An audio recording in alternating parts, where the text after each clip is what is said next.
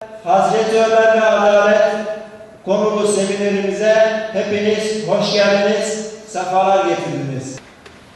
Ve Rabbi edkhilni mudkhala sıdqin ve ahricni muhraca sıdqin vec'alni min ledunke sultanen nasira.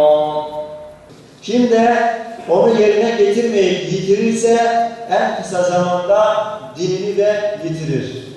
Şimdi de tekrardan grup ikrayı huzurlarınıza davet ediyoruz. Mekke çöllerinde dimez yanar, havara var, ashabın çilesi yüreğine dağlar. Dinmiyor figanlar, dinmiyor ahlar, kanıyor aşklar, söndü ocaklar. Yetim kaldı körpe, körpe çocuklar, zulüm arşa yükseliyor neredesin? Tabii ki böyle bir zamanda belki Hazreti Ömer en fazla ihtiyaç duyulan insanlardan bir tanesi. Peygamber Aleyhisselatü Vesselam'ın dizinin dibinde yetişmiş, ondan terbiye almış.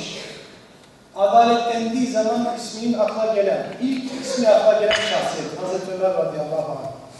Zor şartlarda büyümüş, zahmetli bir çocukluk dönemi geçmiş. Kendisi anlatıyor. İşte sahabeyle bir yerden geçerken aklına geliyor ve diyor ki işte ben buralardayken, buralarda çocukken işte develerimizi giderdim. Hazreti Ömer çukurun dibine geldiğinde kendi öz kızını, ufacık çocuğu çukura atmıştı ve kızı zannediyor ki babası şimdi onu tutup kaldıracak. Babasının üzerine gelen, babasının sakallarına bulaşan tozları temizleyen kızının üzerini kendi elleriyle örtmüştür.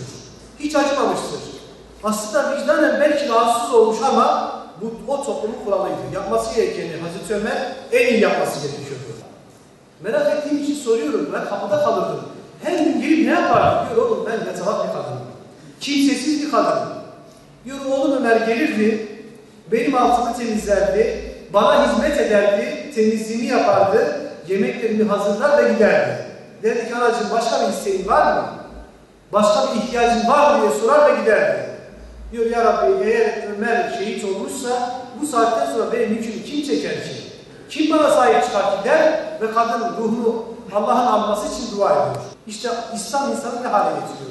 Nerede eski Ömer, ne o merhamet sahibi timsali Hazreti Ömer radıyallahu anh. Bilal-i Habeş gözüne iman, iman korkanı çağır kayada. Ve Hazreti Ömer devlet malını bir yetim malı gibi koruyordu. Bir yetim malı gibi, bir yetim malı hassasiyetiyle. Onun için zaten Ömer adalette zirve yapmıştır. Yani her birimiz elimizde olan imkanları, sorumlu olduğumuz alanları inan bir yetim malı gibi muhafaza etmeliyiz. Elimize bir kuruş geçiyorsa da onu bir yerlere ulaştırmamız gerekiyorsa o hassasiyetle ulaştırabilmeliyiz kardeşler. Sus oğlum sus! Ömer'den bahsetme bana! Dilerim ki Ömer daha dünyadayken bulsun. Ahirette de yakasından elim tutmasın. Neden anacığım? Nedir Ömer'e bu kinin?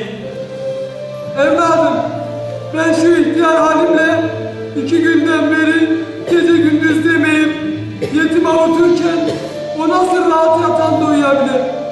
O müminlerin reisi, baş bekçisi değil mi? Anacığım, haklısın. Haklısın ama o da müminlerin emiri, halifedir. İşi bir iki değil, belki başını taşıyacak bir vakti bile yoktur. Hem sen derdini anlatmadıktan sonra Ömer nerede bilsin senin bu halini? Ey Allah'ım, amellerimizi salih kıl. Bizi şerri insanlardan uzak, hayırlı insanlarla beraber eyle. Kafirlere topluma karşı bize yardım et. Amin. velhamdülillahi rabbil alemin.